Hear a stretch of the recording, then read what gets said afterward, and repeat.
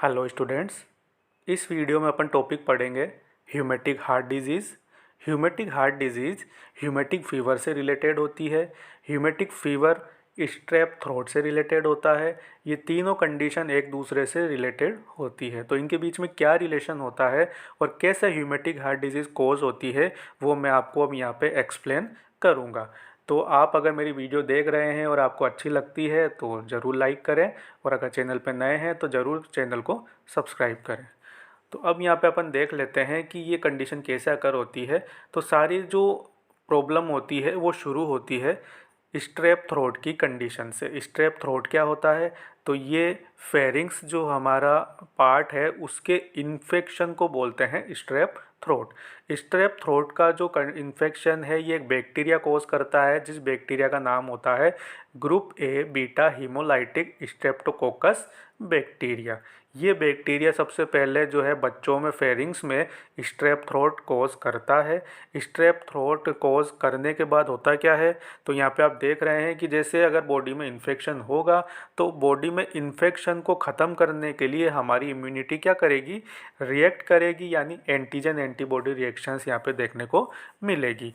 तो यहाँ पे 97% जो केसेस होते हैं, मीन्स अगर इन्फेक्शन हुआ, एंटीजन एंटीबॉडी रिएक्शंस हुई, इन्फ्लामेशन हुआ, देन उसके बाद ट्रीटमेंट दिया गया, तो 97% केसेस तो ऐसे होते हैं जिसमें इन्फेक्शन यहाँ पे ख़त्म हो जाता है, कोई दिक्कत नहीं होती है।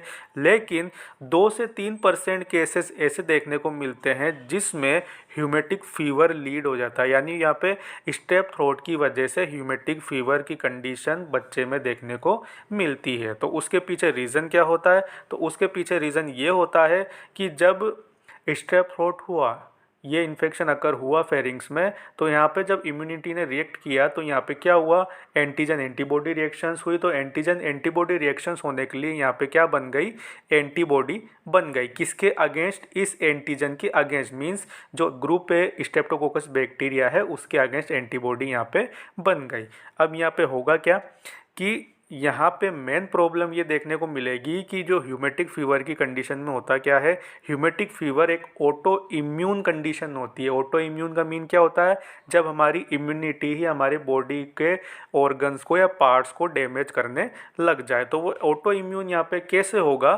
तो मैं आपको रीज़न बता देता हूँ। जैसा मैंने आपको बताया कि स्ट्रेप थ्रोट हुआ तो एंटीजन एंटीबॉडी रिएक्शंस हुई और यहाँ पे एंटीबॉडीज़ बन गई इस बैक्टीरिया के अगेंस्ट। अब प्रॉब्लम ये होती है कि ये जो बैक्टीरिया होता है ग्रुप ए स्ट्रेप्टोकोकस बैक्टीरिया, इसकी जो सेल वॉल होती है, इस सेल वॉल के अंदर जो है एक कंपोनेंट पाया जाता है, या कह सकते हैं एक स्ट्रक्चर प्रोटीन पाया जाता है जिसका नाम होता है एम प्रोटीन। यही सेम प्रोटीन जो है हमारे बॉडी के टिश्यूज़ में भी देखने को मिलता है, स्पेशली हार्ट के वॉल्स के अंदर। ठीक है, तो यहाँ पे प्रॉब्लम क्या आ रही है कि जो सेल वॉल है बैक्टीरिया की उसमें जो एम प्रोटीन प्रेजेंट है, वही सेम एम प्रोटीन कहाँ पे प्रेजेंट है? हमारे हार्ट के टिश्यूज़ में भी प्रेजेंट है।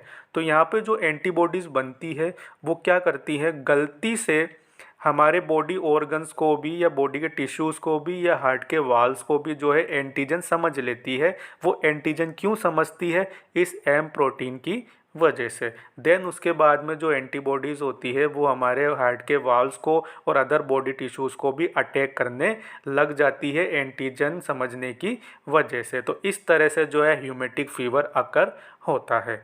अब बात करें कि ह्यूमेटिक फीवर की वजह से ह्यूमेटिक हार्ट डिजीज़ कैसे होती है। तो ह्यूमेटिक फीवर एक ऐसी कंडीशन है जिसमें बॉडी के डिफरेंट ऑर्गन्स अफेक्ट होते हैं।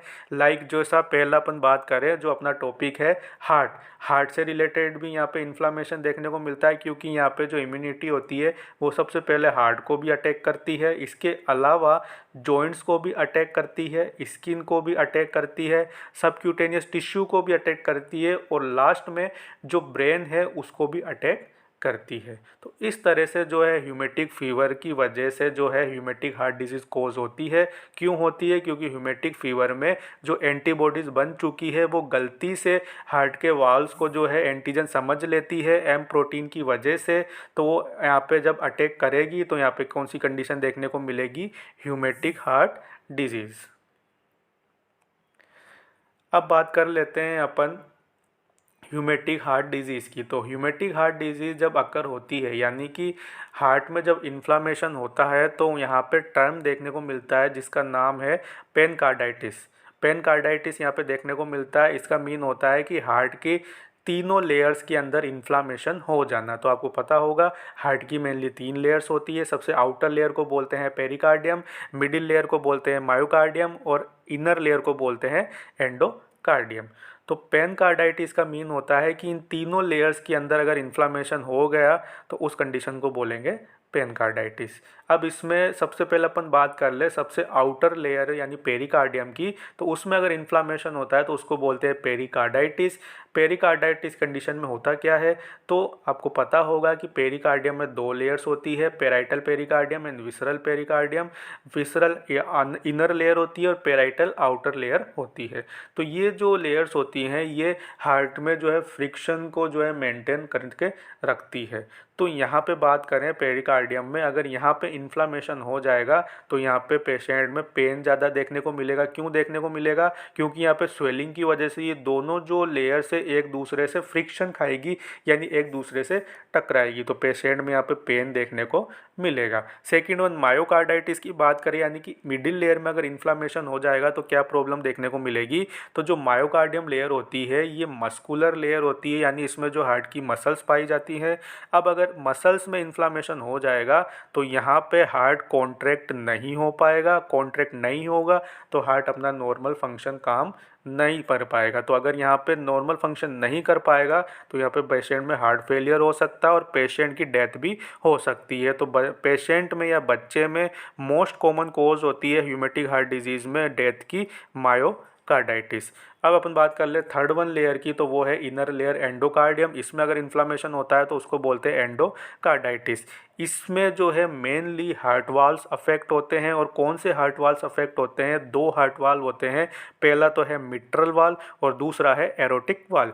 मिट्रल वाल्व जो होता है वो लेफ्ट साइड में प्रेजेंट होता है। कहने का मीन है लेफ्ट एट्रियम और लेफ्ट वेंट्रिकल के बीच में जो है मिट्रल वाल्व प्रेजेंट होता है। इसको बाइकस्पिड वाल्व भी बोलते हैं। दूसरा वाल्व जो है एरोटिक वाल्व, ये प्रेजेंट होता है लेफ्ट वेंट्रिकल और एरोटा के बीच में, जो ब्लड के फ्लो को मेंटेन करता है, जिसमें ब्लड जो है लेफ्ट वेंट्रिकल से एरोटा में जाता है, देन एरोटा से पूरे ब्लड बॉडी में जो है ब्लड सर्कुलेट होता है।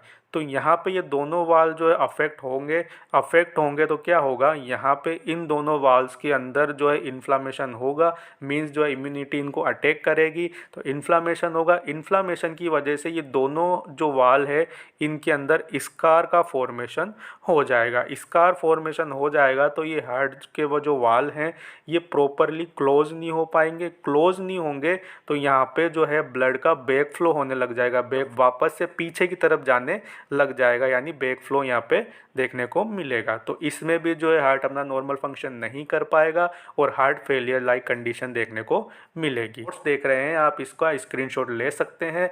देन अपन अब आगे बढ़ते हैं इसकी कॉजेज़ की तरफ। तो कॉजेज़ में आपको, जैसा मैंने आपको बता दिया कि ह्यूमेटिक हार्ट डिजीज़ किसकी वजह से अकर होता है, ह्यूमेटिक फीवर की वजह से, जो कि एक auto immune inflammatory disease condition है।